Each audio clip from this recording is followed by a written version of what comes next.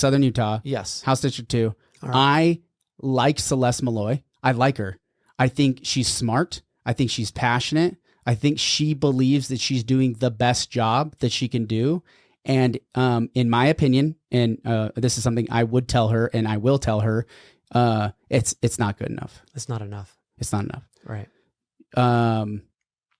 Yeah, because I think in a different, potentially with a different circle around her, she'd be making better choices. But I think she's being influenced by other people outside of. I don't think she's landing on her own. And I would love to have her talk to me about this specifically. And this is honestly as I'm talking, I'm thinking it out as I'm talking it. So bear with everybody. Bear with me. Sure. I think that she even might not be even think that she's being influenced by them, but I don't think she's making those decisions based off of her own calculations of moving forward because of the role that she filled with Stuart.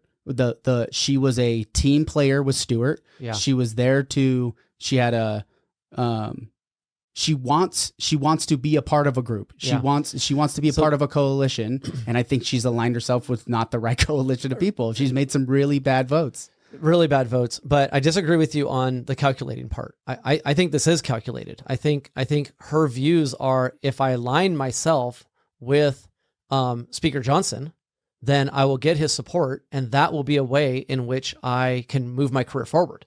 Right? This is how this is calculated. Right? Like she is choosing to be a team player, just like you said. Right? She was a team player on. I'm drawing a blank now. Congressman Stewart. Thank you, Chris. I wasn't here, so I have no direct experience. I know your opinion doesn't cover anything. You're not from Utah. It doesn't count. Just kidding. Well, I'm kidding. No. There are some people that would certainly say that. Anyway, that for a different time. I think it's calculated. I think she was selected by Stewart to take her place, take his place, and she's continuing to be selected by sticking with the party. Now she went off. This is amazing. She actually said the quiet part out loud, right? She went on, the Deseret had an article, about this, like when Mike Lee decided to endorse Colby Jenkins after a thorough, vetting process, right? Like there are some endorsements that come without thorough, like you mentioned, you doubt that Ron Paul's, is going to talk to all the other candidates. Probably not. Yeah. But Mike Lee, the default would have been, well, let's support the incumbent. But he did a thorough vetting process. And Mike Lee should, because he is part of the Utah delegation. Like That's in my opinion, like when your endorsements are coming from somewhere outside of the state, I can see how you're like getting endorsements because somebody talks to you enough and says, hey, I agree with what you say. Well, Jim Jordan, right, of Ohio, endorsed Celeste Malloy. Never talked to Colby Jenkins. Right. But is it really his requirement to do that? I don't know if that necessarily makes me change my opinion. But what he's saying is that from the experience he's had with Celeste, he thinks she's doing a good job. Right. That when I hear an endorsement from somebody that doesn't have a horse in the race, him saying that doesn't hurt him. There's nothing where Mike Lee. I hope him saying it to Colby, like he even said it in the meeting yesterday. He's like, I haven't been. It took courage. It hasn't been popular. It took courage to do it. I haven't made a whole lot of friends that way by going up against an already elected. But Celeste said the quiet part out loud, which was, this caught her by surprise. I'm paraphrasing. I have the quotes here. I could read, but I think for time's sake, this caught me by surprise because I expected our Utah delegation to stick together. Right, I wasn't expecting Utah on Utah Republican on Republican backstabbing. So her and John Curtis split on several big votes, where John voted against, especially the appropriation bill, the first Ukraine bill. Mm-hmm. John Curtis voted against it, and she voted for it. Right, and so she even didn't fall within her own delegation, which is just funny to me. It's like, well, why would you say that if you yourself haven't voted? I suspect they feel like they have more latitude on differences in voting versus differences in supporting. Fair enough. Like all of these elected officials all stand with each other. Like Celeste has the endorsements of almost all of our local elected state representatives. Right. I'll say almost all, because I went and double checked myself earlier. I said it was all, and I double checked myself. There's one who hasn't.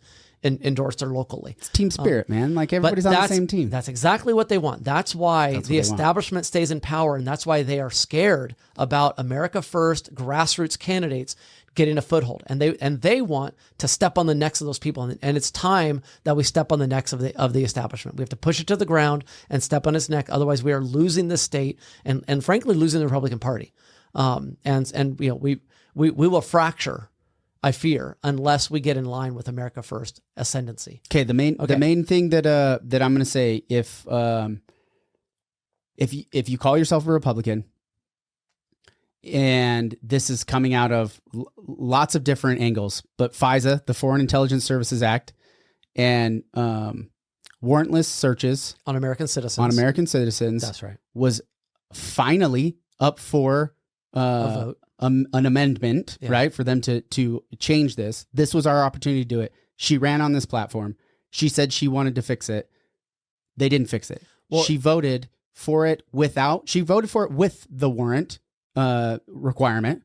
And then when the warrant requirement was removed and it was replaced with some like arbitrary oversight, and after the fact we can go back and check, this sleight of hand is probably the best way I could describe it. Right. She voted for it anyway. She voted for it, even though it still included warrantless searches of American citizens.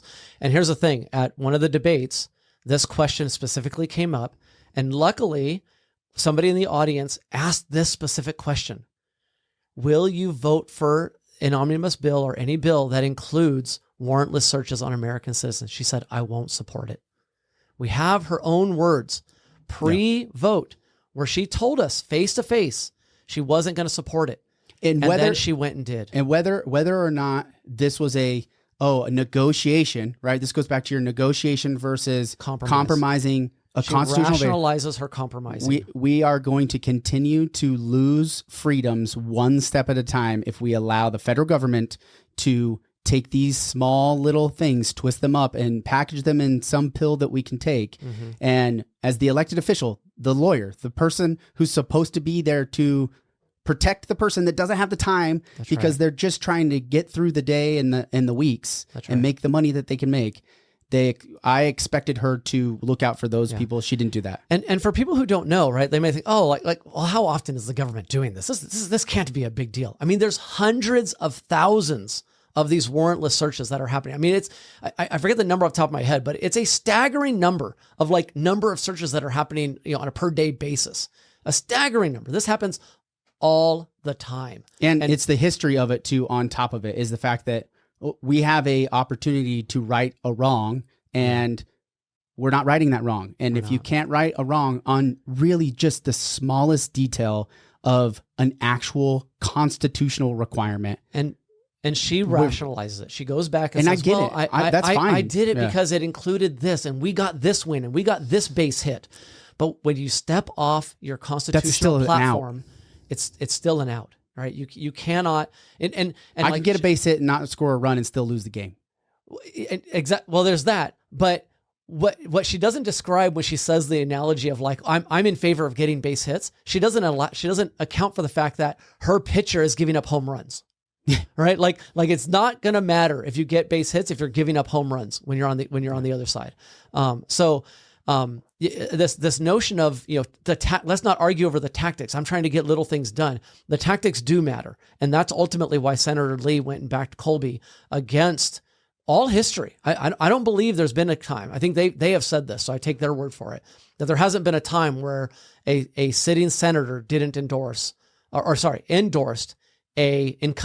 challenger in a race. But for the sake of time, I've interviewed both Colby and Celeste. Yeah. You can go back. You can listen to those discussions. I think understanding who Colby is in that episode, you will for sure get a full idea and a full picture of who he is in that moment. But he has lots of endorsements, lots of accolades. He for sure is qualified and definitely has the fortitude to uphold especially the constitutional minimums of the requirement of the job. And I think Celeste is invalidated because of that. She fell short just off that alone. You're super quick on just a few other things that were in that omnibus package, right? So $400,000 for transition clothing for trans minors in Wisconsin, right? Again, the minors thing is our hard line. $2 million for equipment to facilities performing late-term abortions. $500 million to the country of Jordan to secure their border, yet no money to secure our own border. They like to argue that, we did give money to the Border Patrol. That's not securing our border. That's just enabling the Border Patrol to house more illegal immigrants as they come across. That's not helping us. That's not stopping the flow of illegal immigrants. Since Joe Biden took office, it's 11 million illegal immigrants that have come into this country, and we're not stopping that flow. Yep. I think the budget, it's out of the control. It's truthfully out of the control of a single congressperson. Okay. The budget. Another data point on money, because I went and looked all over FEC. Celeste has $90,000 in donations from the states from Virginia and DC. Yeah, from those establishment. Yeah, from establishment, right? PACs. Colby only got $5,000 from those two locations. Which makes sense though, because he's the challenger. He doesn't know any of those people. Now, next election, it'd be interesting to see. It will be interesting to see where the money comes from. He might be getting money from those. Right. And this goes back to, and we'll hold him accountable. I have a hard time saying that the money is specifically going to help me make a determination, because there's so many ways to slice that up, and who those people are is very difficult to identify, and influence can happen in a lot of different ways, and favors can be traded in a lot of different ways. I agree. And but so money is a big factor. Money's a big factor. I mean, and let's not for an incumbent voting on when you have a track record, when you're voting specifically, we have to expect it's not what they are saying. That's right. In this moment, in the election season, it's not what they're saying. It's how did they vote along the way so far. And in that congressional district 2 seat, right. I'm ready for another option.